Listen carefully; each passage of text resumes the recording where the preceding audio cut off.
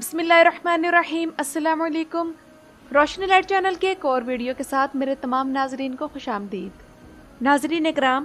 کرلش عثمان میں ایک منگول کمانڈر جس کا نام جیبے ہے، وہ پچھلی چند اقساط سے ہمیں دیکھنے کو مل رہا ہے، اور ڈرامے میں تو ہمیں ایسا دکھایا گیا ہے کہ وہ سونے کا لالچی ایک ایسا منگول جنگجو ہے جو سونا حاصل کرنے کے لیے کسی بھی حد تک گر سکتا ہے، اور اصل میں وہ بہادر نہیں بلکہ نہایت بزدل ہے۔ کرلش عثمان میں جو جیبے کا کردار ہے، اس کا مقصد صرف سونا حاصل کرنا ہے، چاہے وہ اسے بازنطینیوں سے ملے یا پھر ترکوں سے۔ لیکن کیا آپ جانتے ہیں کہ تاریخ میں جیبے نام کا ایک کمانڈر تھا جو کہ چنگیز خان کے بہادر ترین کمانڈروں میں سے ایک تھا۔ حالانکہ اسے چنگیز خان سے سخت نفرت تھی اور اس نے چنگیز خان کو ایک بار قتل کرنے کی بھی کوشش کی تھی، لیکن پھر ایک ایسا وقت بھی آیا کہ وہ اپنے دور میں چنگیز خان کا ایک عظیم ترین جرنیل کے طور پر مشہور ہوا، اور چنگیز خان کی سلطنت کو بڑھانے میں اس نے اہم کردار ادا کیا۔ اور میدان جنگ میں جیبے نے جس طرح کے ملٹری ٹیکٹکس استعمال کیے تو اسے خراج تحسین پیش کرنے کے لیے تاریخ کا سب سے بڑا گھڑ سوار جرنیل قرار دیا جاتا ہے۔ لیکن سوال ذہن میں آتا ہے کہ چنگیز خان کو قتل کرنے کی کوشش کے بعد وہ چنگیز خان کے قریب کیسے ہوا اور اس کا وفادار جرنیل کیسے بنا، اور کرلش عثمان میں جیبے کا کردار ایک بزدل کمانڈر کے طور پر کیوں دکھایا جا رہا ہے۔ تو آئیے سب سے پہلے جانتے ہیں کہ جیبے خان کون تھا۔ تو ناظرین اکرام، جیبے کا پیدائشی نام جیرگودائے یا زرگودائے تھا۔ یہ ایک منگولین نام ہے۔ جیبے کا تعلق منگولوں کے بیسود قبیلے سے تھا جس کے سردار کا نام چنگیز خان کے دور میں تیرکودائے خیرل تگ تھا۔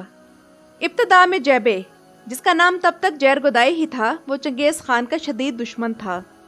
اور 1204 میں ایک جنگ کے دوران چنگیز خان جب میدان جنگ میں لڑنے میں مصروف تھا تو اس کی گردن میں ایک تیر لگا جس سے وہ زخمی تو ہوا لیکن بچ گیا۔ اس کے ایک وفادار سپاہی جس کا نام جلمے تھا، اس نے اس کی دیکھ بھال کی، اور دوسری طرف چنگیز خان کی فوج یہ جنگ بھی جیت چکی تھی، جس کے بعد اس نے تمام فوج میں یہ کھوج لگانی شروع کی کہ کس نے اس کی گردن تیر مار کر زخمی کی ہے، اور اس نے کھوج لگانے کے لیے یہ اعلان کروایا کہ جس شخص نے بھی اس کے گھوڑے کی گردن میں تیر مارا ہے وہ اس سے آ کر ملے۔ لیکن ایسا ناظرین کرام چنگیز خان نے اس لیے کہا تھا تاکہ جس نے بھی یہ کام کیا ہے وہ خوفزدہ نہ ہو اور اعتراف جرم کر لے، اور ایسا ہی ہوا۔ جیرگودائے نے قبول کر لیا کہ یہ کام اس کا ہے، لیکن ساتھ ہی اس نے یہ بھی کہا کہ اب چنگیز خان کی مرضی ہے کہ چاہے وہ اسے قتل کر دے یا پھر اسے زندہ رہنے دے، اور اس نے کہا کہ اگر اسے زندہ رہنے دیا گیا تو وہ تمام عمر چنگیز خان کا وفادار غلام بن کر رہے گا۔ چنگیز خان نے اس وقت بھانپ لیا کہ جیبے بہت سی صلاحیتوں کا مالک ہے۔ اس نے اسے معاف کر دیا اور اس کی تعریف کی، اور اس کے بعد چنگیز خان نے اسے ایک نیا نام جیبے دیا جس کا مطلب منگول زبان میں تیر اور ہتھیار دونوں ہی ہیں۔ اس کے بعد جیبے جلد ہی چنگیز خان کے سب سے زیادہ قابل اعتبار اور بہادر کمانڈروں میں شمار ہونے لگا، اور یہ چنگیز خان کا اہم ترین نویان بن گیا۔ یہاں ناظرین اکرام میں بتاتی چلوں کہ منگولین زبان میں نویان کمانڈر کو کہا جاتا ہے، تو منگول فوج کا ہر کمانڈر نویان کہلاتا تھا، اور صرف 3 سال میں ہی جیبے کا شمار چنگیز خان کے ٹاپ کے جرنیلوں میں ہونے لگا۔ 1211 میں ایک اہم جنگ کے دوران وہ فوج کے بائیں دستے کی قیادت کر رہا تھا، اور ایک جرنیل کے طور پر اس کی قابلیت نے اسے سیبوتائے باتور اور مکالی جیسے جرنیلوں کے برابر لا کھڑا کیا۔ اور ناظرین اکرام، یہ دونوں نام یعنی سیبوتائے باتور اور مکالی چنگیز خان کے بہادر ترین کمانڈروں کے نام ہیں۔ اس کے بعد جیبے کو تیسرے درجے کے گورنر کے برابر اختیارات مل گئے، اور وہ جنگوں کے دوران چنگیز خان کی فوج کے ایلیٹ دستوں کی قیادت کرتا تھا، اور اس نے چنگیز خان کے دور میں کئی کامیاب فوجی مہمات انجام دی۔ جب چنگیز خان چین کو فتح کرنے کی مہم میں مصروف تھا تو اس نے جیبے کو بہت سے قلعوں کی فتوحات کے لیے بھیجا، اور یہ سب مہمات اس نے کامیابی کے ساتھ پوری کی اور تمام قلعے فتح کر لیے۔ 1219 میں خوارزم شاہی سلطنت پر حملے کے دوران جیبے کو ایک فوج دے کر بھیجا گیا،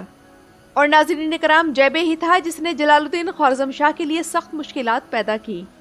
اس وقت فرغانہ جانے والے پہاڑوں پر 5 فٹ تک برف گری ہوئی تھی، لیکن جیبے نے بنا کسی پریشانی کے یہ راستہ پار کیا، اور جلال الدین خوارزم شاہ کی 50,000 جنگجوؤں پر مشتمل ایلیٹ فورس کے مقابل آ کھڑا ہوا۔ اور افسوس کی بات تو یہ ہے کہ جیبے نے یا تو اس فوج کے خلاف فتح حاصل کی یا پھر مکمل طور پر شکست کھانے سے گریز کیا، اور اس نے خراسان کو اس کے دور دراز صوبوں سے کاٹ دیا۔ اس کے بعد وہ دارال حکومت سمرقند میں چنگیز خان کی مرکزی فوج میں شامل ہونے کے لیے لوٹ آیا، لیکن اس سے پہلے وہ خوارزم سلطنت کو 2 حصوں میں تقسیم کر چکا تھا تاکہ خوارزم شاہ خراسان اور مغربی ایران میں اپنی فوجیں جمع نہ کر سکے۔ اس کے بعد چنگیز خان نے اپنے 2 کمانڈروں یعنی جیبے اور سیبوتائی کو جلال الدین خوارزم شاہ کا اس کی تمام سلطنت میں پیچھا کرنے کے لیے روانہ کیا۔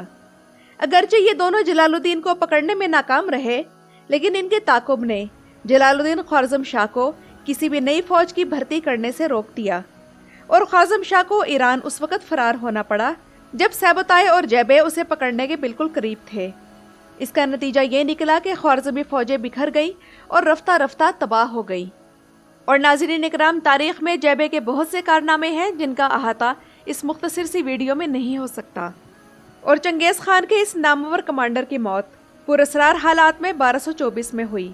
لیکن اس کی موت کی وجہ معلوم نہیں۔ اب یہاں ناظرین اکرام میں آپ لوگوں کو ایک عجیب بات بتانا چاہوں گی کہ جیبے نام کا یہ کمانڈر 1224 میں مر گیا تھا، اور کرالشسمان میں اس وقت 1299 کے بعد کا زمانہ دکھایا جا رہا ہے، یعنی کہ تب تک جیبے کی موت کو 75 سال گزر چکے تھے۔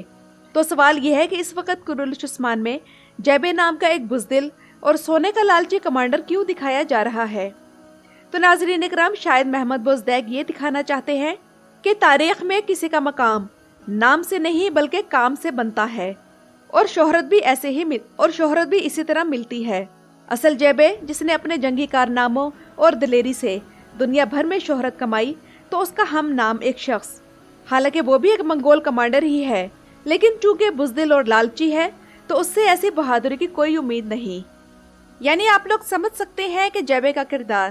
کرالشسمان میں ایک علامتی کردار ہے، جسے دکھانے کا مقصد یہ ہے کہ یہ نشاندہی کی جا سکے اور ناظرین کو یہ بتایا جا سکے کہ جب قومیں زوال کا شکار ہوتی ہیں تو ان میں لالچ، بزدلی اور ہرس جیسی برائیاں پیدا ہو جاتی ہیں۔ تو چونکہ اس وقت الخانی سلطنت بھی زوال کا شکار ہو رہی تھی، تو اس کی وجہ صرف جیبے خان جیسے کمانڈر ہی تھے جو کبھی بازنطینیوں اور کبھی ترکوں سے سونا حاصل کرنے کے لالچ میں مبتلا ہو کر اپنی ہی سلطنت کی جڑیں کھوکھلی کرنے میں مصروف تھے۔ اور کرالشسمان میں جو یہ دور دکھایا جا رہا ہے، اس کے کچھ عرصے بعد ہی منگولوں کی آخری بچ جانے والی سلطنت یعنی الخانی سلطنت ختم ہو گئی تھی۔ تو یہ تو تھی میری آج کی ویڈیو۔ آپ لوگوں کو یہ ویڈیو کیسی لگی مجھے کمنٹس میں ضرور بتائیے گا۔ میرا چینل وزٹ کرنے کا شکریہ۔